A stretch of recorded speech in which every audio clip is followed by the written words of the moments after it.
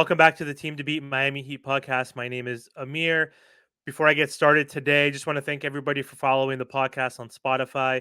Also, want to thank everybody for subscribing to the YouTube channel. If you are watching on YouTube now, don't forget to like, comment, share, and subscribe. So, for today's episode, I want to talk about Haywood Highsmith. Haywood Highsmith and the Miami Heat will be discussing a new contract before he hits free agency on July 1st. So, he is an unrestricted free agent and he plans on testing the waters in free agency from other teams. But according to Anthony Chang of the Miami Herald, there is mutual interest to get a deal done with Miami. So Chang said, according to league sources, since NBA teams were allowed to begin negotiating with their own impending free agents on June 18th, the day after the finals, there have already been discussions between Heat and Highsmith regarding a potential new contract, Chang wrote. The Heat has interest in keeping Highsmith, and Highsmith has interest in returning to the Heat. So that is good news to a certain degree for the Miami Heat. The situation again with Caleb Martin and Highsmith, we knew we we're going to be able to keep both because the Miami Heat are a first apron team. They don't want to get into that second apron because if they do, they will get penalized heavily. They wouldn't be able to use their mid-level exception. They wouldn't be able to aggregate multiple players to trade with other teams to match salaries. There's a whole ton of other penalties. I think you're not allowed to like buy out any candidates or anything like that midseason.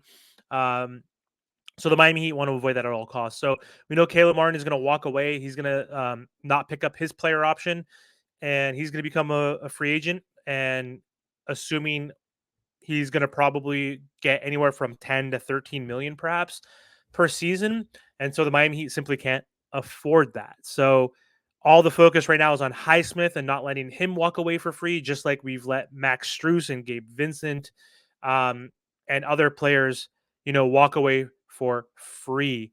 So Highsmith coming back to the Heat, that could be a good thing, but I don't know if we can afford him, honestly. And I don't know if I want to give him what he possibly can get in the market as a 3-and-D player. I mean, I'm sure he's going to be looking for at least 7 million minimum. He was making like 1.5 or 2 million this last season, so he could get anywhere from 7 to 10 million based on market interest. And there's no doubt, again, that he is going to get interest. He should cost cheaper if he wants to stay with the Miami Heat. So if he knows he's going to stay with the Miami Heat, he knows he has to take a slight discount. And I don't know if the Miami Heat are willing to offer that mid-level exception for him because I don't know if I am, honestly.